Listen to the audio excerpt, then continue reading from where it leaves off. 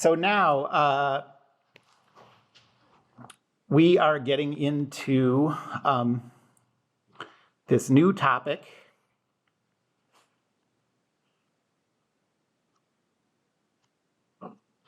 which is column buckling.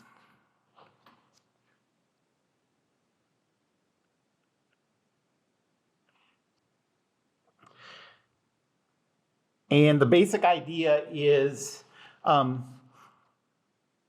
if you had like a long, slender thing, column, and you applied a force to it like this, and you wanted to know when it would fail, okay? Up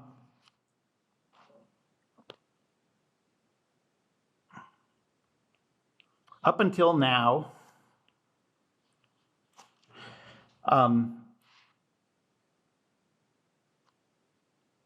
the only way to predict failure in compression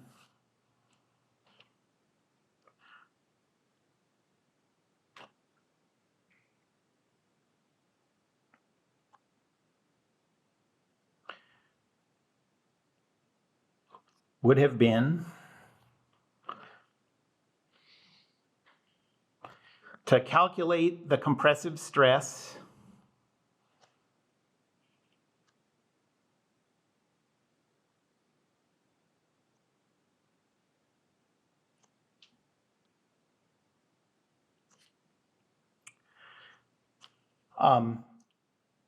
calculate the strain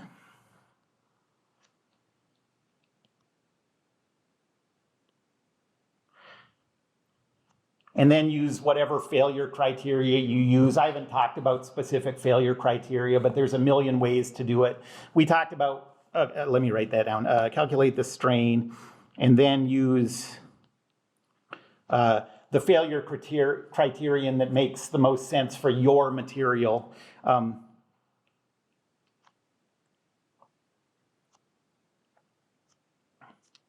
So use the failure criterion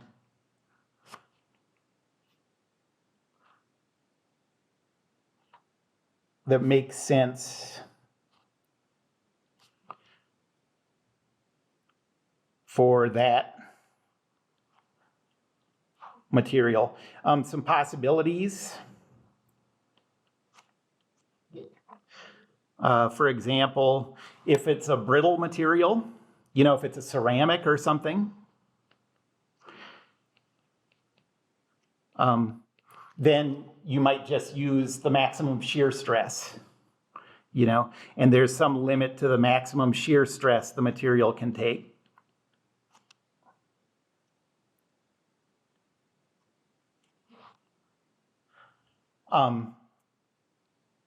If it's not brittle,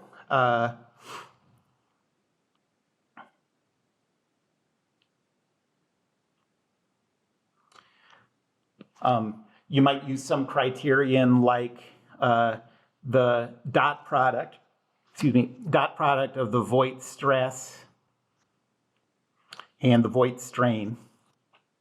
So this is like a measure of strain energy. So it's like the total energy that's been absorbed by the material.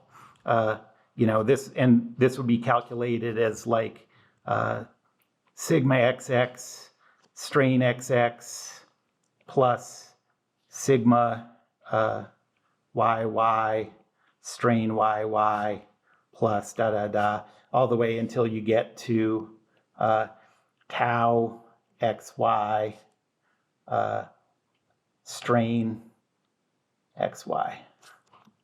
Okay, so those are a couple possibilities, and people obviously, there's a ton of research for different materials how to predict when it's going to fail. But this brittle one, by the way, the example I gave, I think, was how you see in compressive bone fractures, you see that 45-degree angle on the break. That's because it breaks along the line where there's maximum shear. Okay, so like bone is an example of a brittle thing. But this is not a good way to do it.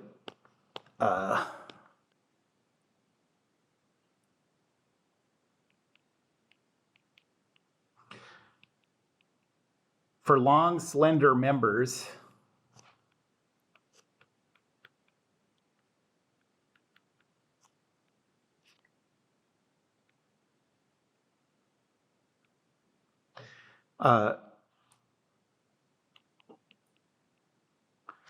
they fail in buckling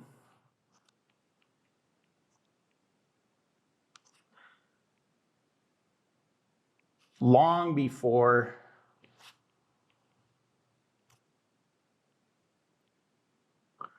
they fail in compression.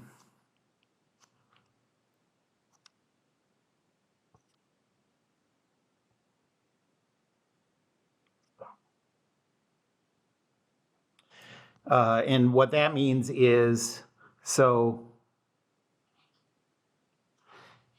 if you have a beam like this and you apply this force to it,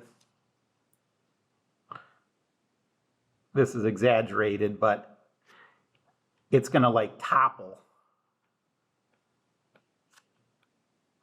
long before it's just going to get compressed past its limits. Okay? And there are different ways beams can be supported, columns that are supposed to support big forces like this, big compressive loads like this. This is a bad way to set it up, but you can set it up other ways, You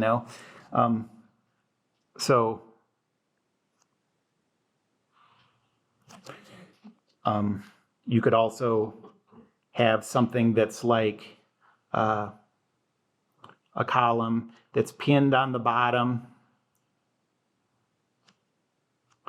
and supported on the top by rollers. Okay, so it's forced to stay in line like that.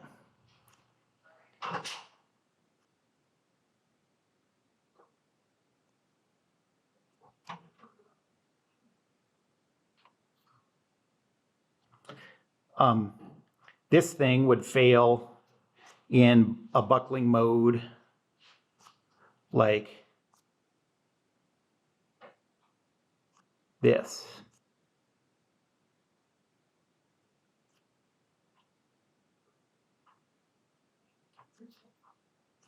Okay. So now we're going to calculate the loads for columns that we're going to call it the critical load, where this buckling occurs. So we want to find the critical load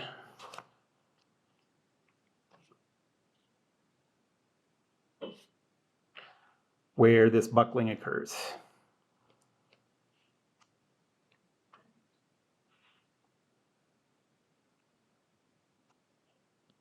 And we're going to see that this depends on a differential equation that looks like this.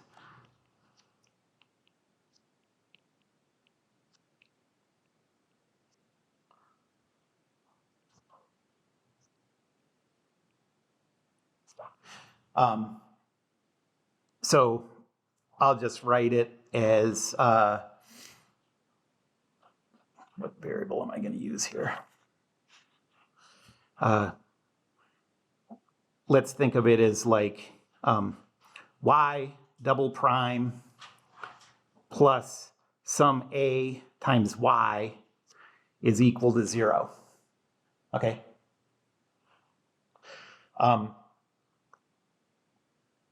We're about to start looking at this differential equation a lot in dynamics too, everybody except Joy.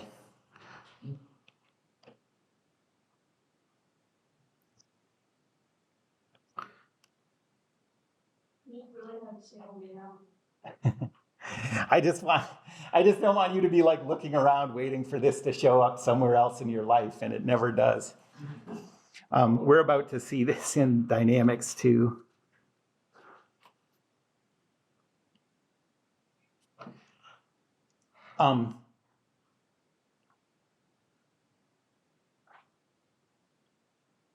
And the related equation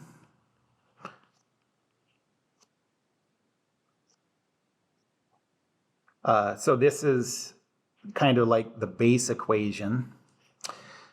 And we're also going to see the related equation, y double prime plus a y is equal to, I'll write it as negative b, but that's just a constant.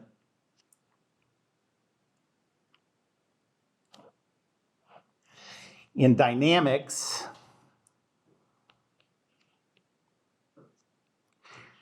the similar differential equation that we're going to see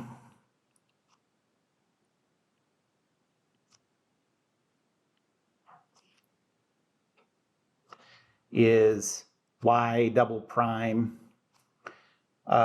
plus b y prime plus cy is equal to 0. Okay, so now we're going to talk a little bit about that differential equation. This second equation that we're going to see in Deform is relatively pretty simple. This one here that we'll see in dynamics causes a whole bunch of mathematical, interesting math, but also more complicated. But it's going to be a little easier in Deform. Still, the idea is the same. Okay, so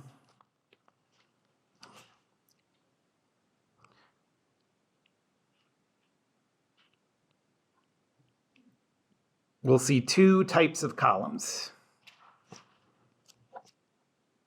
And I'm going to derive the differential equation for each one of these, and then we'll use boundary conditions depending on how else it's restricted. We'll see two types of columns.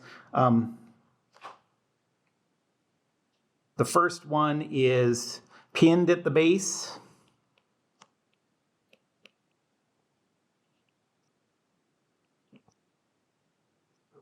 And the second one is fixed at the base.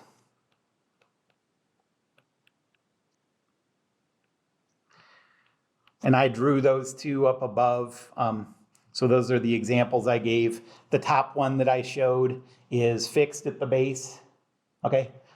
The bottom one that I showed is pinned at the base. And you can imagine, like what the requirements are. When you have something fixed like this, no matter how you bend it, the slope is, that thing is vertical at the instant it leaves. That slope is controlled by the fixed. We've seen stuff like that before, right? You've seen stuff like that, don't you? No, it's like the car salesman, like blow thing. Yeah, both of them. In this case, yeah, nothing controls that slope, so it can be curved. Yeah, makes sense. Okay, so we're going to start with a derivation of pinned at the base, and then we'll go into some different types of columns that are pinned at the base.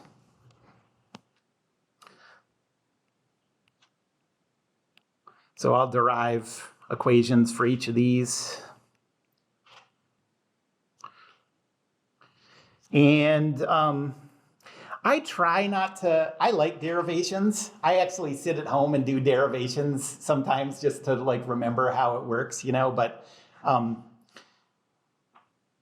I know I try to not overdo it on derivations in class, but the problems that you're going to have to do in this class involve following the steps of these derivations. Okay, so I'm doing something that you're going to have to follow as you go on.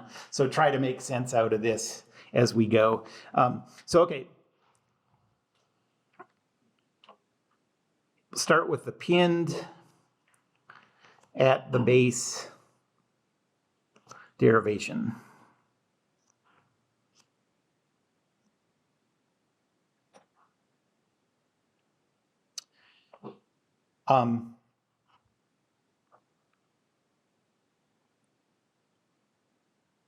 So we will think of, so here's the ground, here's the pin, and think of a body that is deformed. This is obviously exaggerated. And say this is at some height X, I'm just kind of cutting it off, So we'll say this distance is x. And the deflection is this. So that's the deflection v at that point x. And we're trying to come up with a function, v of x. Okay, so we have, so if the top of this column is being compressed with a force P, then at this point there's also this internal force P. Okay, you also have a force P that's pushing up on the bottom like that. That's not a good free body diagram, but hopefully, I showed the pin, but this is supposed to be like a free body diagram of just the column. Okay, I'm going to redraw it. So,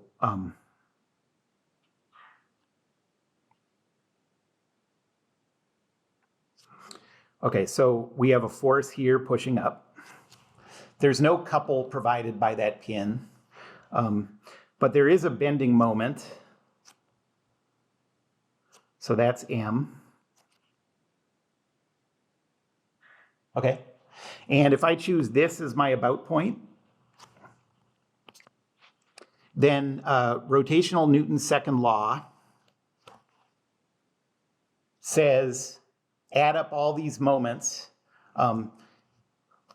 This has to be in static equilibrium, so this says that M plus P times V is equal to 0. Okay. For slender beams, we've already seen the relationship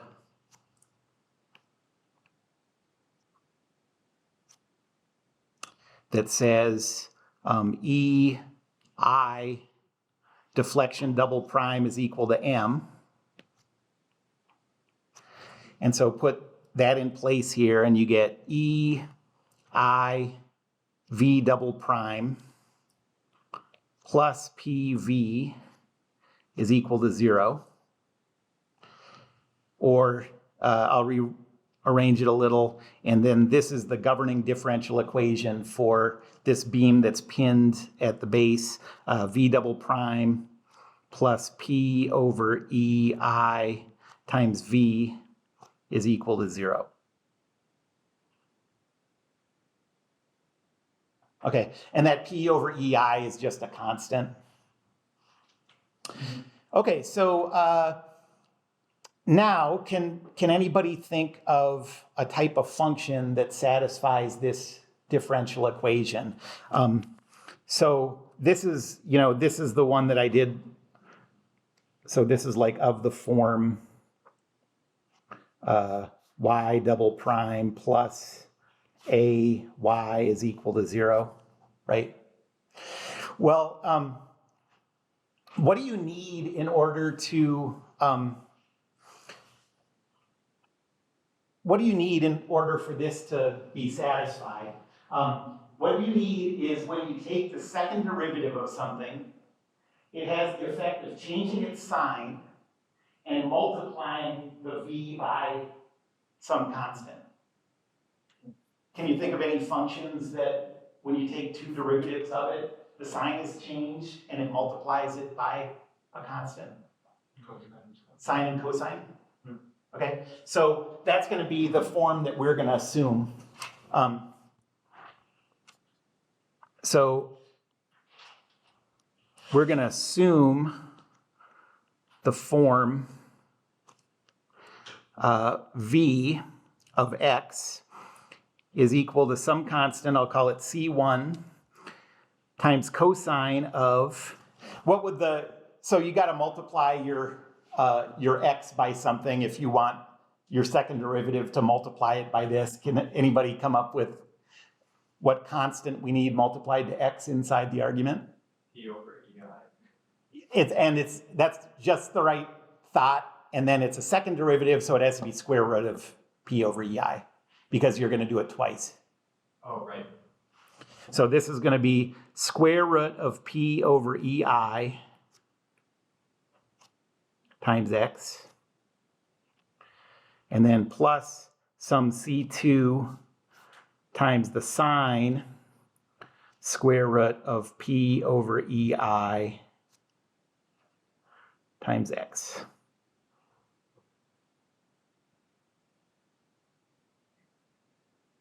Okay?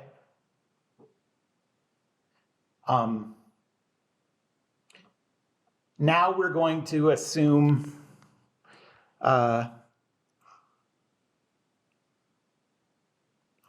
since it's pinned,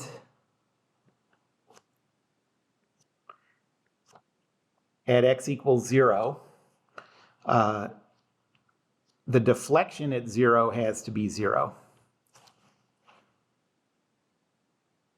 Okay? So this is like the first boundary condition.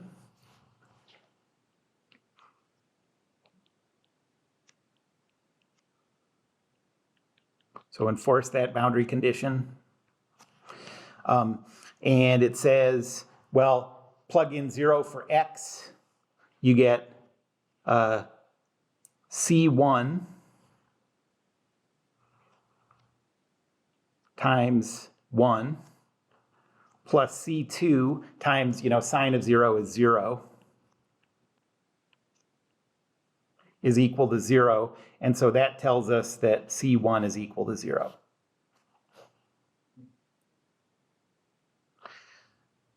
And so we get this final form before we start thinking about the other ends of this beam. We get that V of x is equal to some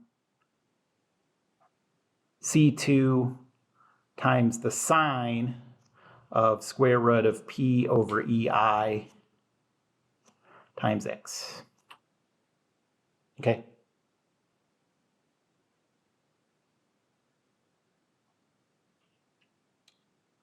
And notice if you look back at the drawing I gave you of the pinned end, well, I did it the opposite way. I did it in the direction of negative deflection, but if I draw a mirror image of this, you can imagine that's like a sine curve coming out of there and has a slope at the bottom. And yeah. Okay, so now we have to deal with additional boundary conditions.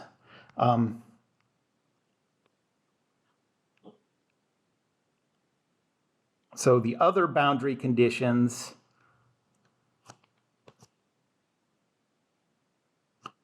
come from what's happening to the beam at other points, at other x values.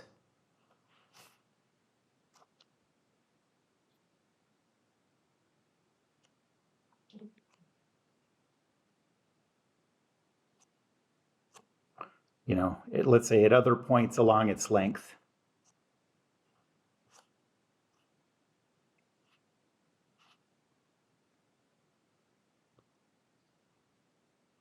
Okay, so one possibility so let's just look at these pictures and kind of reason it out. So at first I drew a picture of a beam that's fixed at the bottom, and I said, okay, it can buckle. This is a case where there's no restriction on its motion at the top, okay? I didn't draw one with no restriction at the top for when it's pinned at the bottom. That's because if there's no restriction at the top, a gentle breeze will just blow it over, So you'd never have something pinned at the bottom and not, to support a load. You could have that if it's fixed at the bottom. Like this still can support some load, but this one can't. So the first thing we'll consider is this case where it's pinned at the bottom, and I'm going to call that pinned at the top. Okay.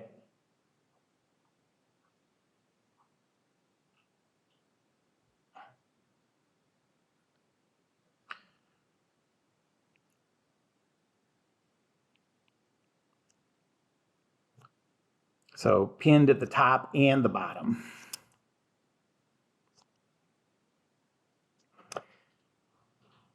And we're going to start with this and then just put in additional boundary conditions. Okay. So if the length of this thing is L, so the column has a length of L. And what we're talking about is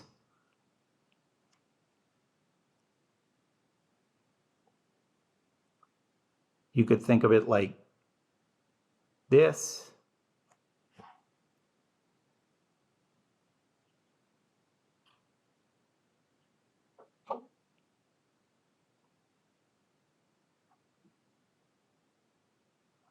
Are you with me on that?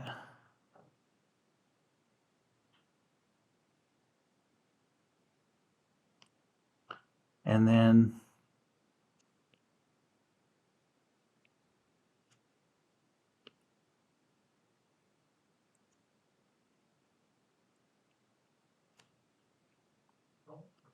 then you have your force P applied here.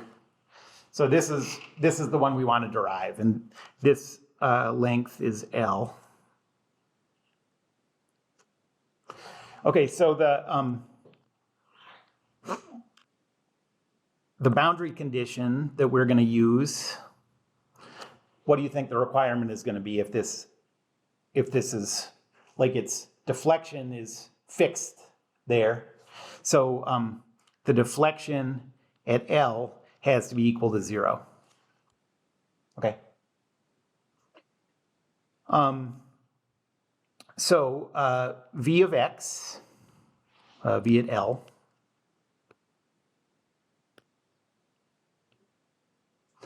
is C, what was left, C2?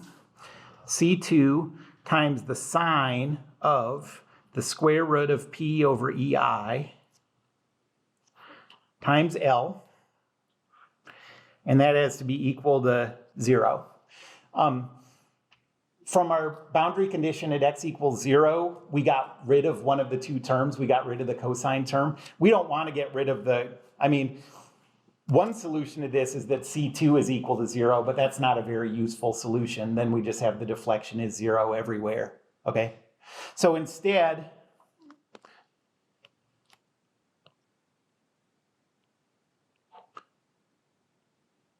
we don't want the trivial solution that C2 is equal to 0. So instead, we're going to require the stuff inside the argument to make sine equal to 0. So when is sine equal to 0? 0 pi. 0, pi, 2 pi. So n pi, where n is any counting number, right? Starting at 0. Is that a counting number? I don't know. But you know what I mean. So instead, we're going to require that square root of P over EI times L is equal to n times pi for n equals 0, 1, 2, so on. So square both sides, P over EI times L squared is equal to n squared pi squared for n equals 0, 1, 2.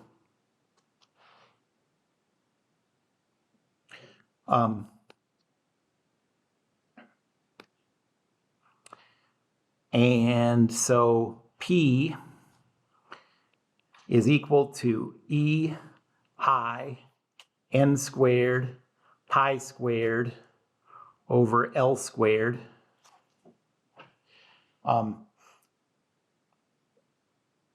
We want to reject the P equals 0 solution. And so I'm just going to, I'll put it here, but so we got n equals 0, 1, 2. I mean, the n equals 0 solution tells us that P is 0. That's not going to make this thing buckle. That's just a reason that it still wouldn't have any deflection at the top. So we don't want this one. And so the smallest n value, the smallest p value, in other words, that is going to lead to a buckling mode here is that P critical is equal to, I'm plugging the 1 in for n, and we got E I pi squared over L squared. Okay? And now that's something you can calculate for a beam. I think I have an example of that.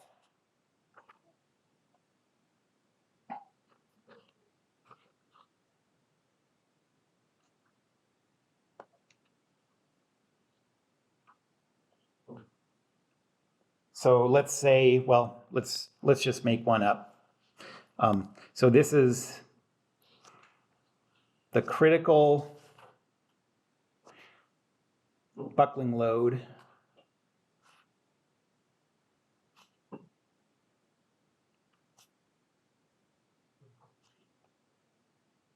for a pin-pin column.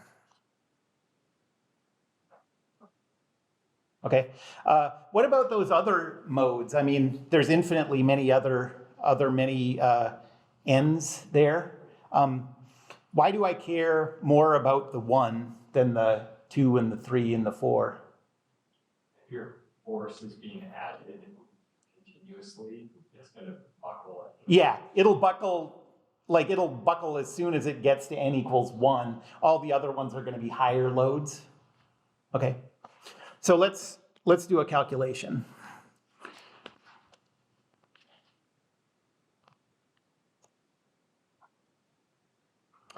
So let's say we have a steel column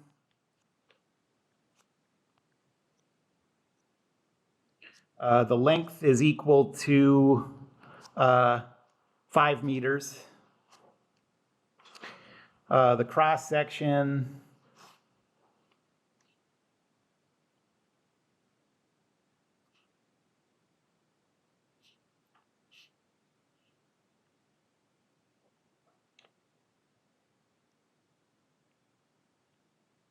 let's say this is 2 centimeters, and this is 3 centimeters.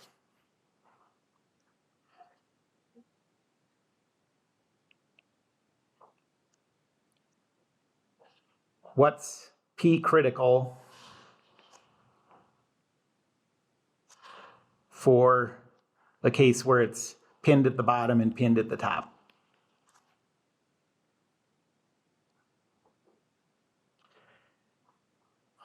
First of all, which way are we most concerned about this, like, bowing out, because notice that this can have 2 different area moment of inertias. Our formula up here, it's just above that line, has EI in front of it, right? So we have to calculate that I. So we're going to calculate the lowest of these 2 I's in looking for that critical buckling load. Makes sense, right? I mean, unless for some reason you only cared about it bending one direction, we want to take the direction that it is most in danger of buckling. So in that case, we're going to take 0.03 as the base and 0.02 as the height. Because can you think of the equation for the area moment of inertia? You have the height cubed, so we want the smaller one there. Okay, so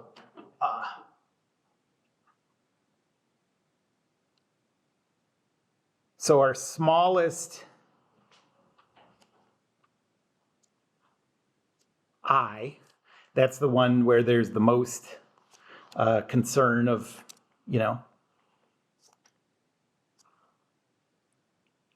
is 1/12 times a base of 0.03 times a height cubed of 0.02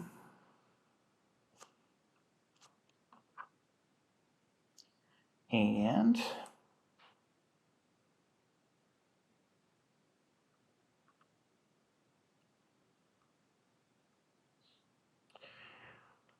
that's 2.0 times 10 to the minus 8 meters to the fourth. And so EI then, that's our flexural rigidity, is 200 times 10 to the 9 times 2.0 times 10 to the minus 8. And that is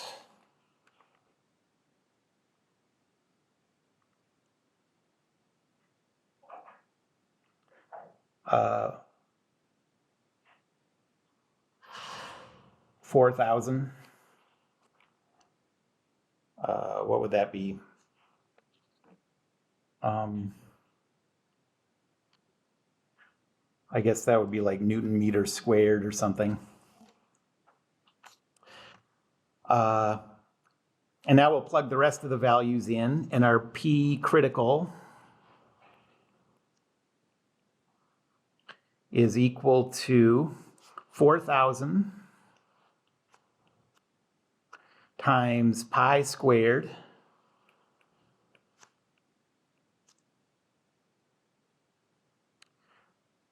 divided by the length squared, and you get a critical P value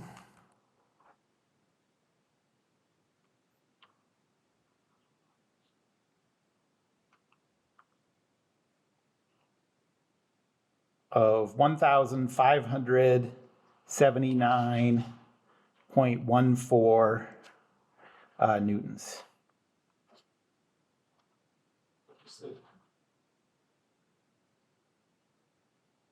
The P stand for? P? Yeah. Pushing. I don't know. Pushing. Okay. It's just the external load, though. Yeah, like why do we not say R? I don't know. Okay. I don't know. I just use what they used in the book I was looking at.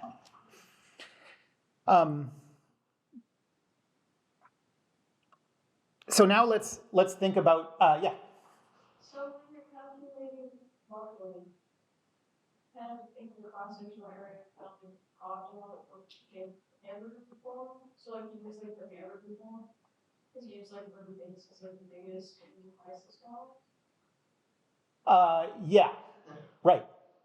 You want the height to be the smallest. If you're trying to be as safe as possible to avoid buckling, Well, yeah, I get then you want the small, yeah. And so you want the height to be the smaller of the two numbers because that's the one that's super important because it has the cube. Right. Yep. Wait, I'm hungry. Yeah, exactly. But I want to show you now that this force, hopefully I pick numbers where we'll see it clearly, but I just want to show you that this force does not produce like a dangerous amount of compression, okay? Even though, so if all you were looking for was this thing failing in pure compression, this force wouldn't do it. But that's why we have to be concerned about buckling in a case like this. This force will make it break long before it would just break in pure compression. Yeah? Can you scroll up to when you did the free body diagram? When was that again? Just further up at the start of the derivation. Yeah. Yeah, right there. So how are we getting the deflection here if we just have a force that's perpendicular to it? What we are doing is calculating when this thing, so at the point that elastic,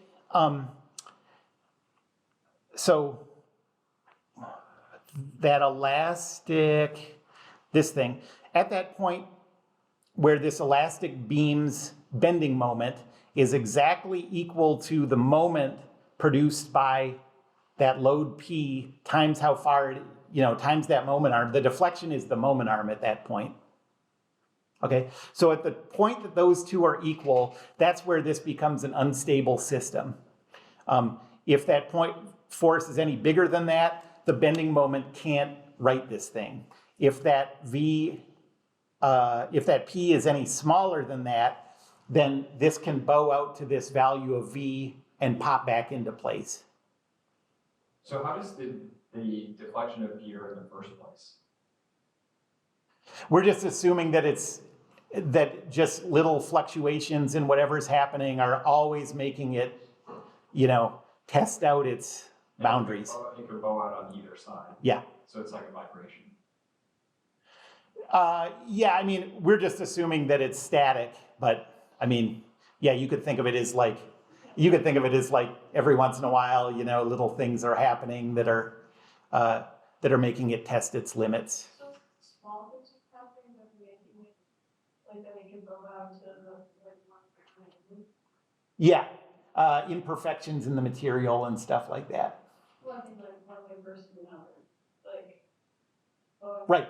Yeah, I mean, there's some imperfection in the lattice or whatever that on this one side, and that's what made it fail that way. But we don't know that stuff. So we just assume that these imperfections are there and that these small variations will appear somehow. Okay, so let me finish this problem and then we'll get out of here. Okay. Would it have failed in compression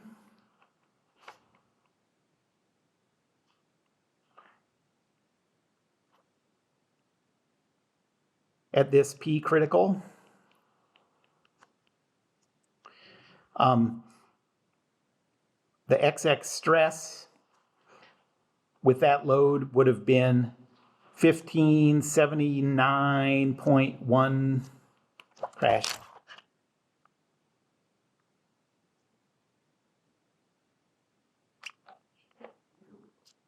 $1579.14 divided by 0.02 divided by 0.03.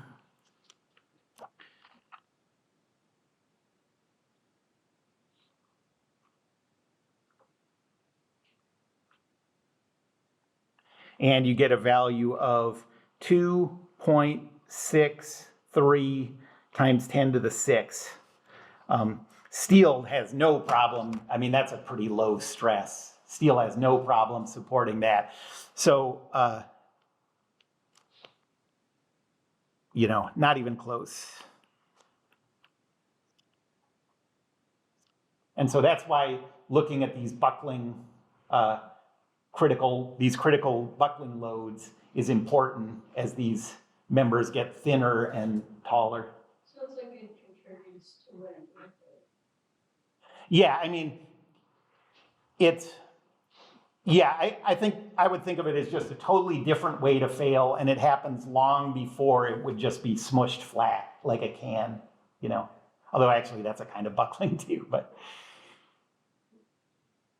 Extrusion starts to smush. Yeah. Ever seen this YouTube channel where the guy has the press? Oh, And he crushes things. That's his thing. He just whatever. How much can this hold? I see you do. That's funny. No, I haven't. Do you have a question, Fred? Yes. What if we're modeling a column that has some smallish force on the side? On the side. Yeah. In addition to being a column. Yeah. That would be really bad news. Would we ignore the column model and just use our other approach, or would we have to also I'm gonna have to think about that one. Okay. Could you do a beam, but then oriented so the ground is on the left? Yeah, I mean, I assume we can calculate that, but yes. Could a member of a truss be treated as a pin column? For sure. Yep. Exactly.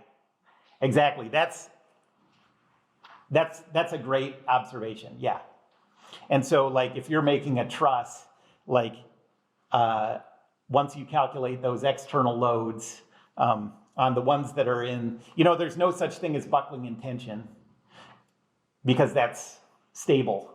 But the ones that are in compression, you better check that it's not going to buckle. Are we able to see like how much it buckles, like the distance that it would like? No, eventually, I mean, once it goes unstable, it goes all the way to the ground, you know? Yeah. So this is pretty much like a instantaneous like failure mode. I have never seen it happen, but I mean, we're checking for the point where it loses the ability to fight back anymore, and so it would crush all the way down, you know?